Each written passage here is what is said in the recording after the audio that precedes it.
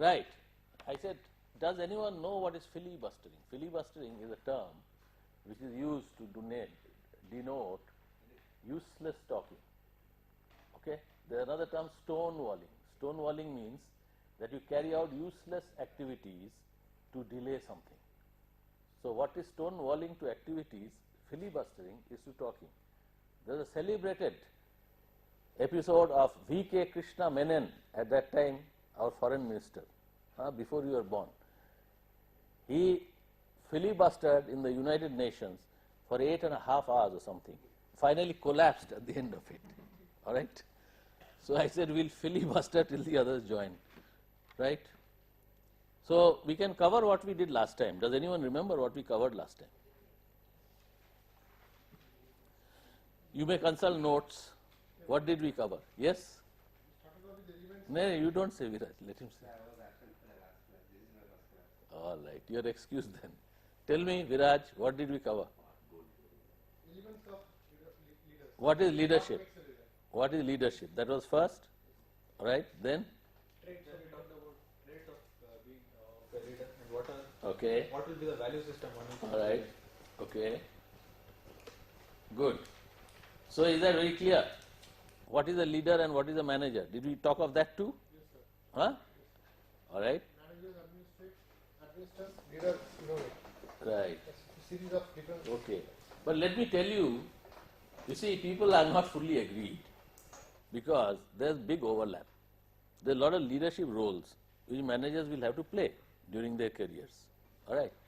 And there are many managerial roles as defined in last time, which leaders also have to exhibit. You can't lead all the time, no? Sometimes you manage, sometimes you lead. So, it is a mixture, an admixture of both. So, in the end what happens? In your functions and activities, there are certain roles which may be termed as leadership roles, which you play for some time, and there are certain roles which are managerial roles. Okay? So, this time we are going to talk about roles, leader stroke manager role. So, we have tried to equate both now, saying they are not in distinct compartments, they are one and the same, but they wear different caps at different times. Okay? Now, let us start by understanding what is your impression or understanding about what is the role of a leader. Role of leader. Tell me. Krishna, tell me. What is leader's role? Tell me one role. Please fill up the front. Please fill up the front from that side. Inspire. Inspire. What else? Delegate. That is, give away the work. Basically, come to office, call people and mark all the papers. Let me know. In delegate a role of a leader. Delegation. Proper delegation. Proper. Do you think that that might be more a role of a manager? Maybe. Maybe. I don't know. You know, there is no cut and dried. What do you feel about it? Yeah, I would rather say that there is a meaninglessness in arguing the function of a manager and a leader. Meaninglessness? In the sense that leading is a how do I say? That's the point. It is very, shall we say, nebulous. Leading is a behavioral trait. Behavioral. And managing is more in terms of an organization. That's one view, Viraj. That's one view. You are saying leading is a behavioral trait. Now, there are other thoughts also. There are other schools of thought. You know, when we come today, we will cover. Yes, you are right, but not always. Sometimes it's performing functions. That is also part of leadership. It has nothing to do with traits. We will come to that, okay? But that's a point to be noted. It's not only trait connected, it's not only connected with leadership trait, it's also connected with activities and functions. And that is what we are saying. So, delegate, I put a question mark, I put it here. Any other roles of a leader that you can think of? Development of subordinates. Huh? Like Gandhi ji tried to develop Nehru ji and Sardar Patel ji, that kind of thing. Mentoring, developing.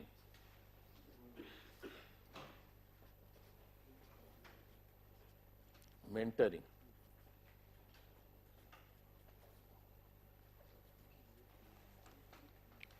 Anyone else wants to add anything?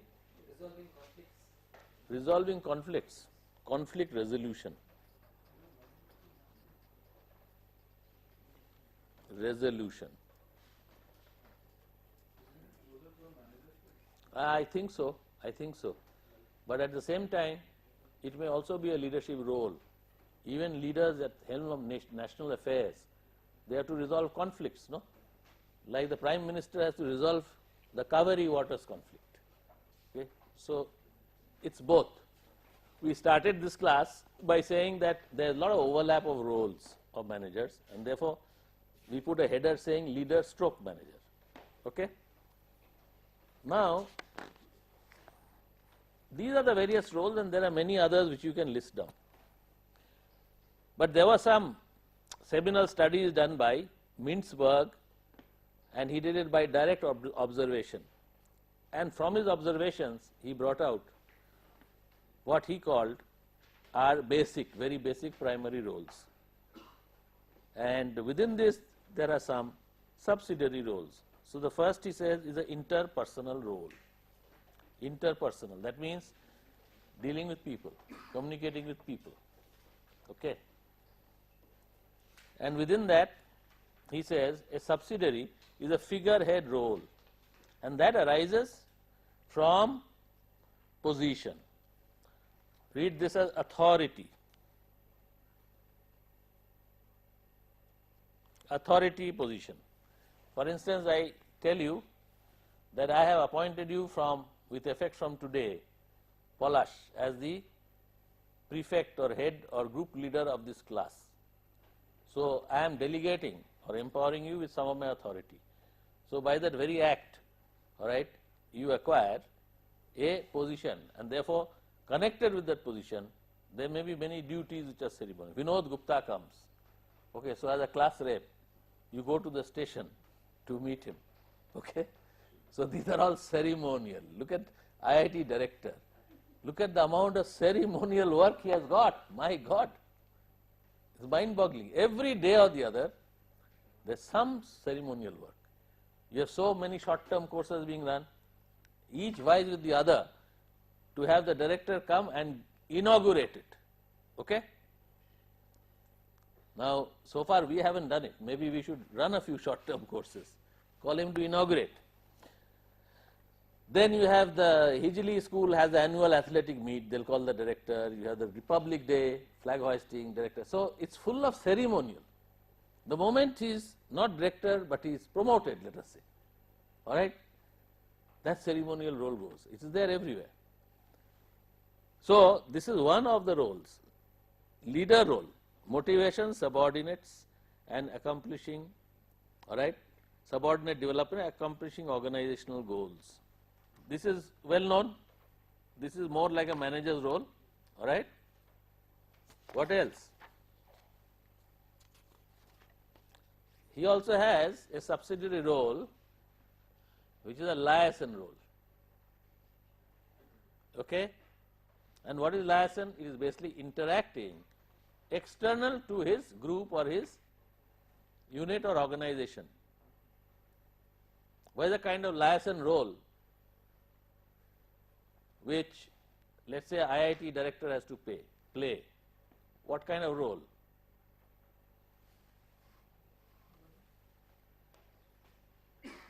Anyone? What kind of role does he play? Interacting with government. Yes, that's right. Interacting with government. Liaison role.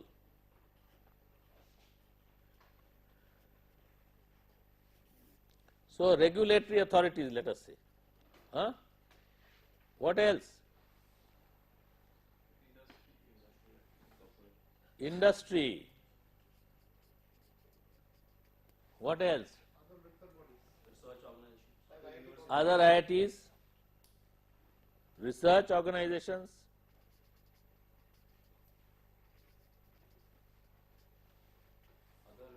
Other schools, other institutes. maybe the community, right? People want IIT to adopt some village here or to give some medical facilities from IIT hospital. So the community, So institutes abroad. yes, other universities and so on.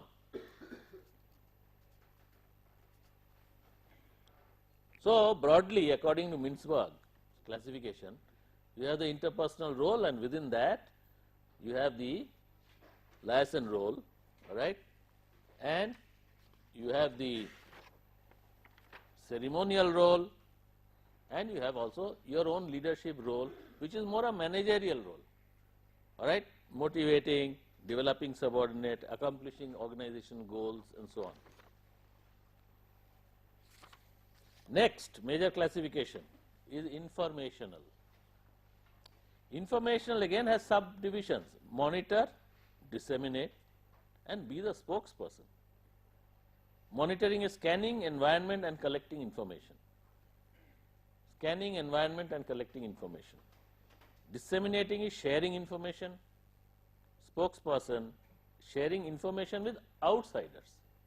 That's the difference. Any question on this? How do you juggle so many roles? You only have about 24 hours. That is the art and science of management and leading. But in effect, it boils down to chasing crisis. So if you are in the middle management, if you are in very senior and top management, you try to avoid chasing crisis so that you have time for strategy, for long range thinking, for developing relationships with various constituencies who impact your organization and your desired outcome, that is your performance. Critically, that's what you should do. For instance, banks, if you are in a company, constantly you require to, as a top executive or the CEO, to have good relationship with banks, shareholder groups. Reliance, for instance, brought in a new term into the industrial or business environment in India. That term was Investor Relations Department. Before that, all our companies used to call it Shares Department. That was generally understood. Reliance coined this terminology, Investor Relations Department.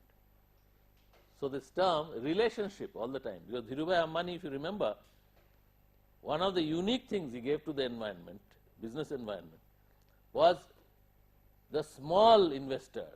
He became a god for the small investor. He helped them become rich, fulfill their dreams. So the holding of Reliance Industries is massive. Okay? You have 2 million shareholders in Reliance Industries, all holding small shares. Largest. So he said the relationship with the investor is very, very important and critical, and that he used to manage himself as a CEO. Okay? So spokesperson, sharing information with outsiders. It happens, no? Union Carbide has a massive gas leak, no? You remember? And it became a global tragedy. It was the biggest industrial disaster till then and even till now. In terms of human tragedy, death and recurring, people are still suffering from eye damage and so on. Okay. Well, you can say after Hiroshima and Nagasaki, all right, but that was not an industrial disaster or accident. That was war. So in war there are many wars where more people die, but not in industry. But when that happened, imagine someone had to be a spokesman, no, to the regulatory authorities and the community. And that is a role which the leader has to play. All right. Any questions? So monitoring information, won't it be Assimilating information? Monitoring information, scanning environment, collecting information. Yes, what is the question? There shouldn't be more of assimilating information. SME? Assimilating the information. Because the What is assimilating? Means making sense of the whole. making sense, analyzing. Well, it can be also, but is that the leader's role? Probably he'll give it to the bright young MBA, he gets raw information and says, Francis, just analyze this and make some sense out of it. Give me a short executive summary. But scanning the environment, scanning environment for what? Bengal Chamber holds a high power symposium. It's his job, the CEO, to go there just to mix around and see what is happening. Maybe he finds that there is a group from Japan which is showing interest in an area of business which is important to his company. He meets people. If anyone disagrees, please speak up. I think assimilating is not so much a role of the leader. Rohit, would you like to support your fellow intern? You are coming next. It's more of gathering the relevant information because we have Gathering the information, scanning. Any other questions? Why is this queued like this? There are only 4 people sitting this side, all the rest there. Am I missing some queue? Is there something underlying? Nothing at all, just random? Near the door. Near the exit. In Japan, what is a convention? Convention is the big boss. Any room that he sits in, he sits farthest from the door. This is the convention. So if you have any collaboration with the Japanese, and you're dealing with them, we used to have a little book which we used to read, published by Americans. Okay, customs and something of Japan, a little red book like this, where they used to tell you all this. When you get into a car, do's and don'ts, so that you don't hurt their sensibilities. So, I don't know, maybe they are the senior most here. Krishna certainly is. And yeah. So, any other questions on this? Good. Next, informational. Informational. And here you have 4 subdivisions: entrepreneurial, disturbance handler, resource allocator and negotiator. Last one was informational. Alright. So what should this be? Tell me. Read this and see. Come, this is a teaser. Huh? Implementer? Implementer, he says. Everyone agrees? Huh? Implementer. You have to do what? See? Executive? That's about the same. Yes. Entrepreneurial. Disturbance handler. Resource allocator and negotiator.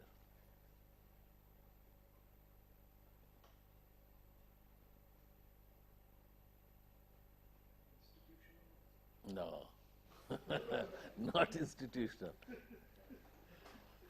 I think this implementer, can you think of a better word? Yeah, okay, but a better word. What kind of role? Yeah, executive role, right. Managerial, traditional managerial role. All right, you can say initiator, but isn't it traditional managerial? Huh? Disturbance handler, solving crisis and disputes, allots resources. For the scarce resources in the company, there are so many people who want those resources, right? So allocation, these are all traditional managerial roles. Okay.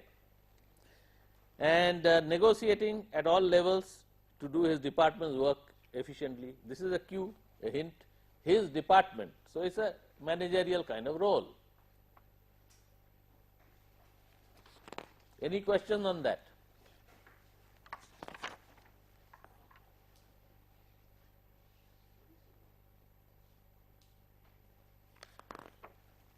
Now, you see how interesting this is. You have so many studies which are done, all right, and each of these studies they try to classify in a little different kind of a way. You have PhD scholars, who are working for the professors, so they have to publish the papers, so they try and do it a little different. But when you look at it from a helicopter view, it is about the same. Look at this, other studies more recent, right, which is about 15 years ago. It says yet again, doesn't say informational, doesn't say manager. What does it say? Interpersonal, it says motivator, analyzer and taskmaster.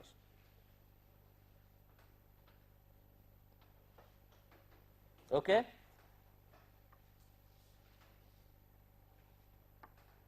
Do you see any difference from the original one? Very little difference, right?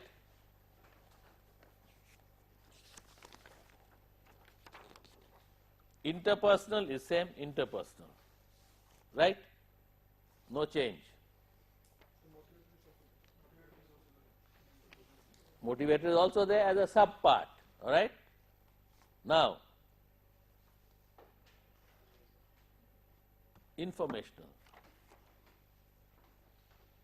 Trolley analyzer, we will see that.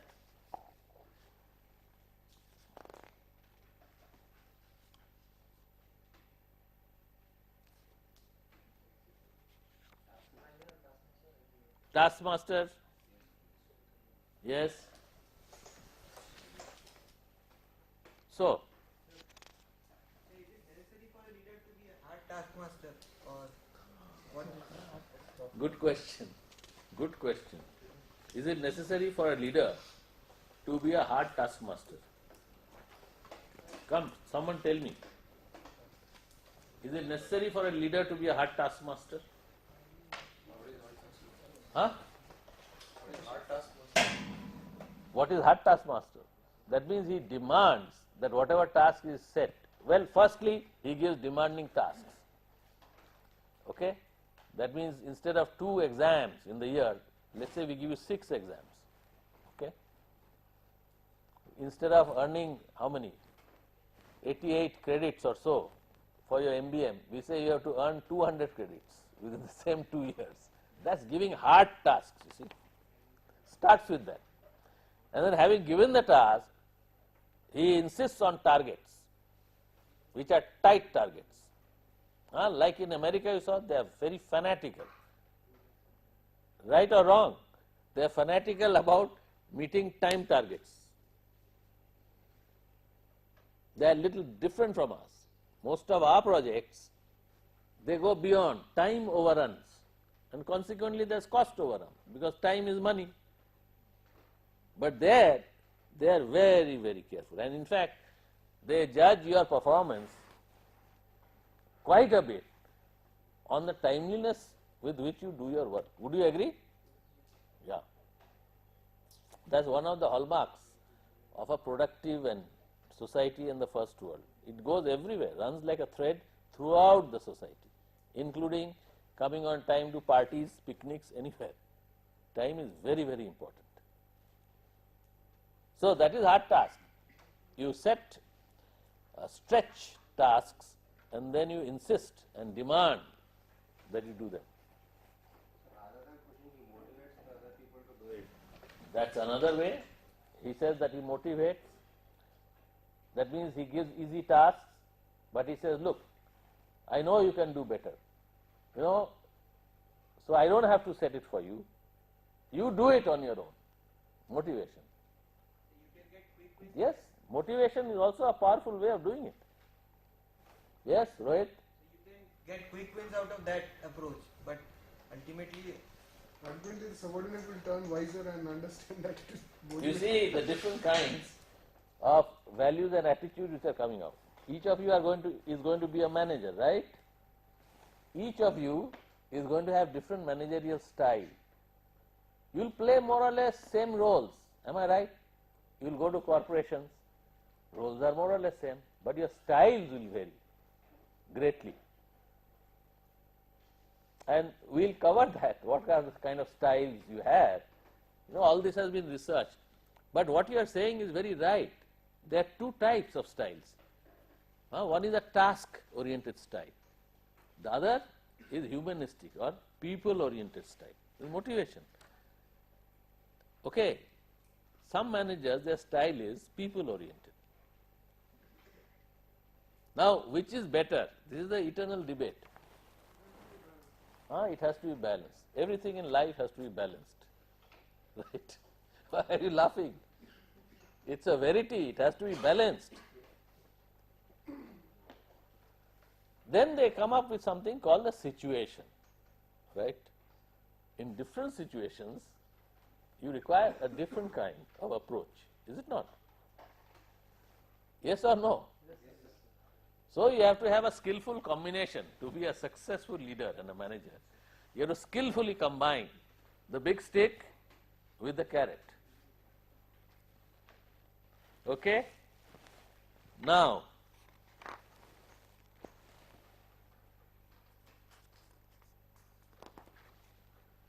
this study furthermore tells us that these roles were correlated with organizational performance. They went a step further and said each of these roles, is there a correlation with the performance of the organization if you adopt these roles? And they say business performance and organizational effectiveness. We come back again and again to these two. The main concern of organizations is what? Performance or productivity or profit, and what else? Employee satisfaction, job satisfaction, all right? Now, here they looked at business performance and organizational effectiveness. They didn't look at the job satisfaction, but they looked at, these are two nuances. Business performance is termed as growth and innovation, that is the performance. Organizational effectiveness, this is measuring your short-term objectives. In order to grow and then innovate, you have to survive in the short run. If you die, if you go bankrupt. So this is referring to the short range, this is the long range. And what are the findings? Those leaders who can play multiple competing roles produce the best performance. Versatility, multiple and competing, mind you. Think about it. Can you give me an example? What is multiple and competing role? Multiple means many, and competing, I can understand multiple, but how about competing? Give me some examples. Anyone feeling sleepy will give the example, then this will wake up. It's like when you are driving on the highway, you feel sleepy, what do? You stop, you have a cup of coffee, and sometimes you splash some water. So, answering question, because this is afternoon session, fag end of the day, you are tired. So, I have to perform a multiple role, I have to wake you up also and at the same time instruct. Yes? What is competing? Competing roles. Those who get good performance, they play multiple and competing roles. I was trying to think that whatever multiple roles he's playing, he's very good performer in all those roles. Is that a competing role? I'm asking. It talks of versatility. Yes, the answer is to some extent yes. For instance, a competing role, tell me, Paula. Contradictory roles. I mean, in one situation, he has to be a taskmaster, for example. In another completely different situation, maybe he'll have to adopt a human relations approach. So, Would you agree to this? that's not contradictory, sir. Competing. No, what he said is not contradictory. No, not contradictory. What is contradictory? Different ways. There are two different ways. But that will be competing roles. But is the role then different? So competing would be What is competition? One against the other, right? Can we define competition? One against the other. That means not of the same, but different, opposing. Opposing. So if you debate this a little further and say, once you are a taskmaster, other time you are a motivator. Are these by any ways competing? Are they opposite? They are not opposite, they are about the same. Both are same. By behaving like a taskmaster, you basically give him a motivation to work, otherwise you get into trouble.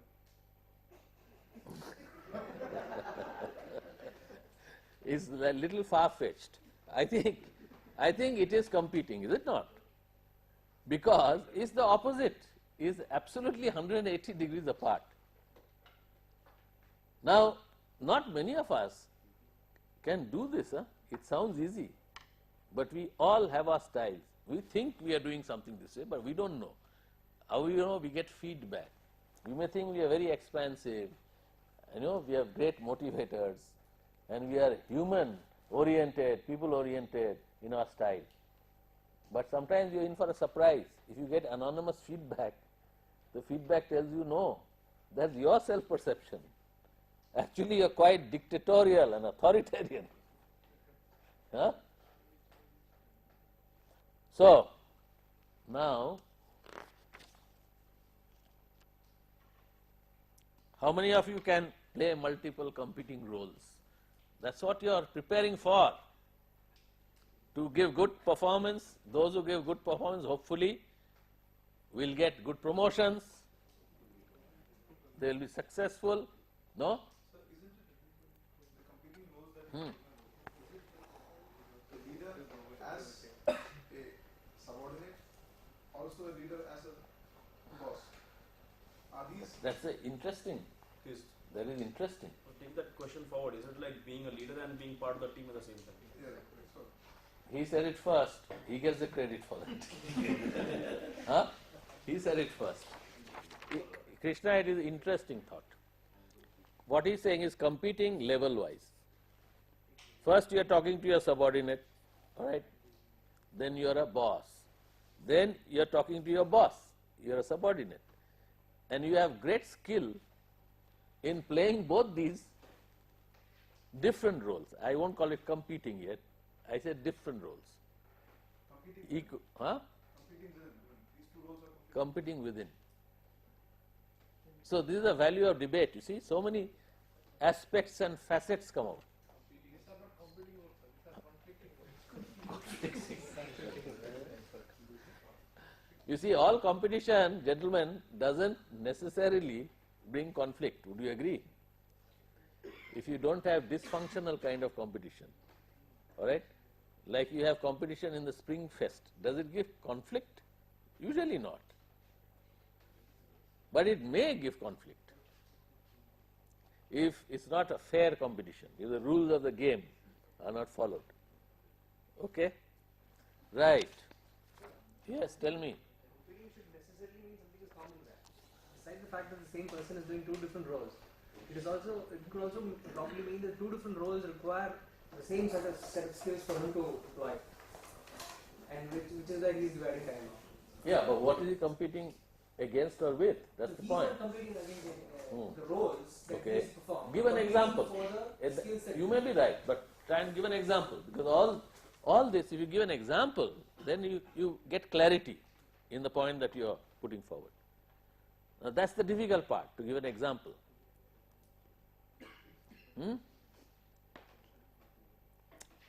You may be right. All right, let's go on to the next. So, now an even more recent study, you see how things move. You keep doing studies and then you review. Many of these research projects are nothing but a review of the earlier. And the premise there is that things are not stationary. Human systems, they keep changing on a time frame also. So many studies are repeated. This is more recent. And here, what does this show? Role of senior level executives. This study has focused on senior level. That's what we are basically interested in. Right or wrong? None of us is interested in junior and middle level, right? We all are interested in senior level. Mobilizer, ambassador, driver, auditor and servant. They're very catchy phrases. You know. When you publish a research paper, you must have something different. Catchy phrases. And how American this is. They have a nice gift for putting things very succinctly and with a lot of punch. Ambassador, driver, auditor, they are very graphic. Mobilizer is more conceptual, right? But ambassador, you know what is the ambassador? Not the car, but you know, a potentate who goes. Driver, you know, auditor, servant. Do you agree with this? That this is the role classification? Yes or no? You agree? Definitely, but we can always substitute a whole new set of words in place of. Sure. Finally, these words also, because the whole point is the spectrum is so large and you know the roles are so large that sometimes it becomes just semantics. Quite right. Okay.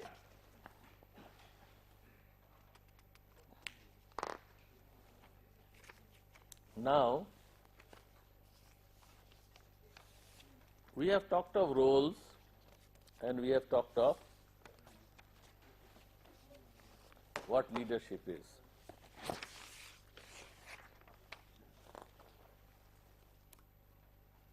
Emergence of a leader. How do leaders emerge?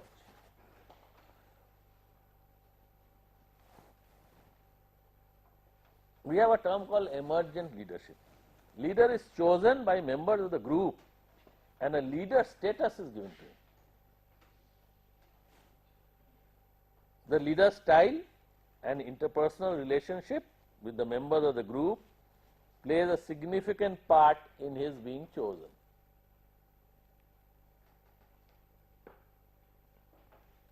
So some leaders emerge like this. Can you give an example? This one surely you will be able to give an example. See what's emergent leader. What produces a person, necessitates a person to. No, that's a description. Give me an example. Political leaders. Political leaders. Political leader, yes. Ashutosh says political leader. No? Sir, how many times legislation chooses Rabri Devi? It's imposed. Wait, just a moment. How many times? Legislators choose Rabri Devi. Legislator, I heard legislation. Okay, legislators choose. Rabri Devi as their chief minister. Sir, it's imposed by Lal Yadav. It's not leadership. Alright, this is a topical thing, but let's come to the essence. So Mahatma Gandhi, for example, I mean, he was chosen by the people. He automatically emerged as a leader. Sir, he started Satyagraha. You see, his example we should not look at because he was more than a leader. Many hold him as a saint and a yogi and so on and so forth. But coming to the common garden, you see, examples like we mortals, the first thing when you joined here, what did we tell you? That we want some class reps, alright, and we want people to head certain activities, isn't it? Like the brochure committee, various committees. We didn't appoint, right? We didn't appoint anyone. We said we want the names. And what happened in the what process happened? Do you remember? You had all joined, bright, young, eager, aspiring MBMs, and the first thing you got a pep talk and say, all right, now most of our activities are student driven. Give me the names. Professor Roy must have told you. By today, taskmaster, this evening, give us the names. Who will be in what committee, leader? And what happened? You formed the group or within your group, did you debate? I am curious to know. Tell me. Tell me. It was widely debated with Naive taking the lead role in the debate. Is he here? Naive? It was debated. It was Everyone was present and it was debated as a body, all right? People of similar interests flock together to form. Like vegetarians. Yeah. So then what happened? You came to a decision, an agreement. So the leader emerged, isn't it? Did everyone agree with the leader? No. Why not? So if everybody agrees to leaders and they are not doing it. Not if. Why did they not agree, everyone? That comes to an important Difference of point. opinion. Hmm? Difference of opinion from the leader. The persons who are All right. in the group, they Okay, but let me tell you. Two different person has two different interests. Okay. So it is not necessary that all the time, my interest will match with the group's interest. It won't. Surely it won't. I mean, it will be very unlikely. Right. Even if you are identical twins, the interests may not match. Huh. That's why they are not agreeing to lead. But here they agreed, but they agreed formally to accept him, but did not agree to the choice. That is my understanding. Or they walked out and say, we don't accept him at all. Was the acceptance there? No, the conflict was not on the choice of the leaders. It was probably on the opinions of the leader at different points. Topic by topic. All right. So what is emerging now from the discussion? What is emerging is when you have an emergent leader, all right, and when you have a leader who is, shall we say, appointed, the style becomes important, the leader's style. See, one great example you can give in organizational setting is the union leaders. Union leaders are not appointed leaders usually. They are emergent leaders. Okay, student leaders is another example. Now, in that kind of leadership emergence, it is usually found that the style of the leader is acceptable to the larger body of that constituency. And that style is acceptable because usually that leader exhibits good interpersonal skills. That means he can behave in a manner which suits different types of people. He can be a jolly good fellow with extroverts. When he is with introverts, he can be serious and discuss serious issues and topics. So everyone feels that he represents a part of him or her. That is important. Managerial style is important in the makings of an emergent leader. So if you are going to choose certain occupations where leadership is dependent on style, interpersonal skills, all right, then you will make a success if you have that. Otherwise, don't choose it. Yeah, share it with us. What is it? Tell me. Who was it? Acha. So that is my authoritarian style. I like to hear, anyone who is talking in the class.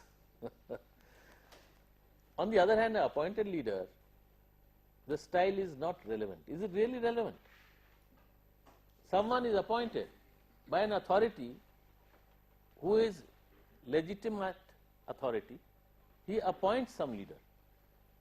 And those who are in the group, do they have any say in the matter? Let us say he is appointed because the boss likes him. Simply that. Say I appoint you, your style is horrible, awful, your interpersonal style is no good, but I appoint you. I think the group has to accept you. Accept what? Accept your role as a leader, not you as a person. They will never accept you as a person if your style is not good, if your interpersonal skills are not good. But if you are appointed leader, as a leader in the role, they will accept you. And that in fact is the pity.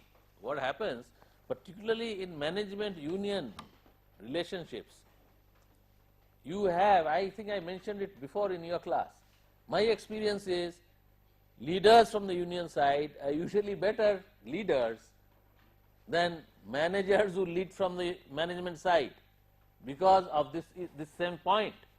They are appointed. And when they are appointed, there are many factors which go into that appointment. See, they are appointed by human beings. These are subjective appointments. But in union case, this is due to some intrinsic qualities of the person. Interpersonal skills can be learned, but you have to learn it means you also inherit some of it intrinsically. In a personality, extravision, that is being extrovert, is something which is a personality trait or quality. So therefore, this is something which is intrinsic, yes. Yeah. Managers or leaders who are from the organization, they are limited to certain rules which they very strictly have to follow because they are the executives of the organization. Right. You see the union part, though the rules and regulations are valid for them, there can be occasions where they may not follow those rules and regulations and go away with it.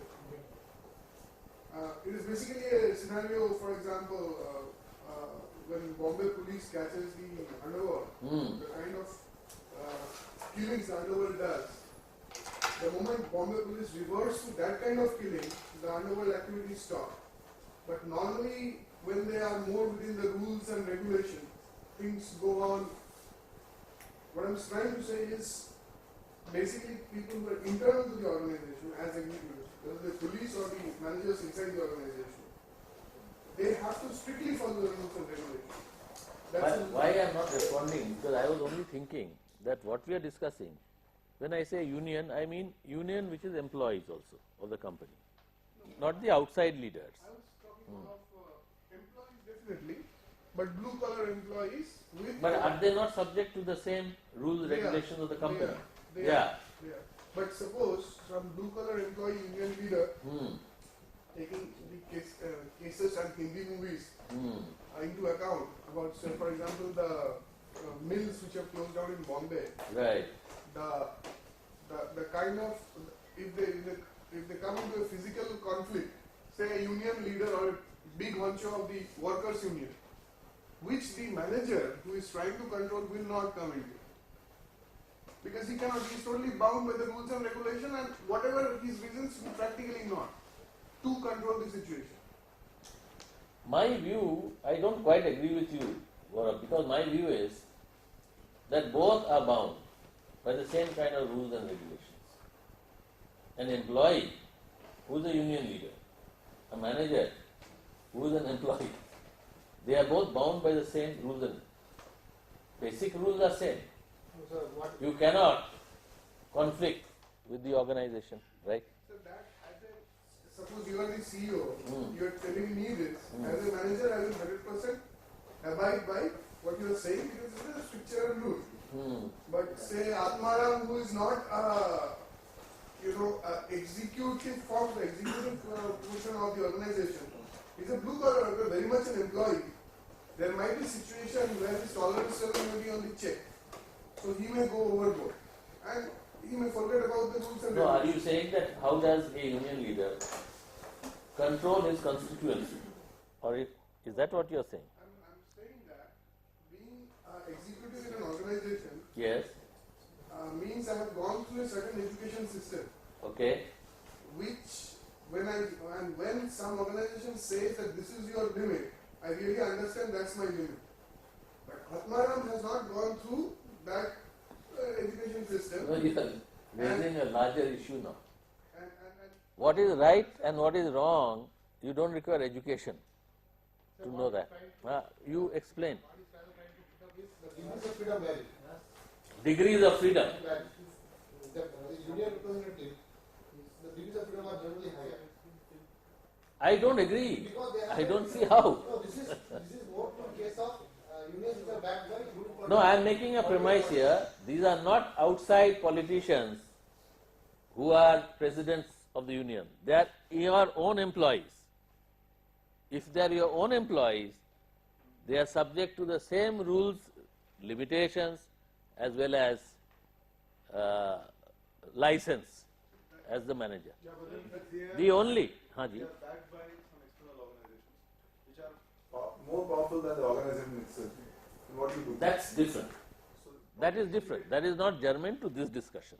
I am saying if you exclude that for the time being, for the purpose of our discussion, then the role of the union leader is more difficult, because he doesn't have the authority of the management, right? He has been elected, right, spontaneously. So he sometimes has to use other forms of authority, as you are saying.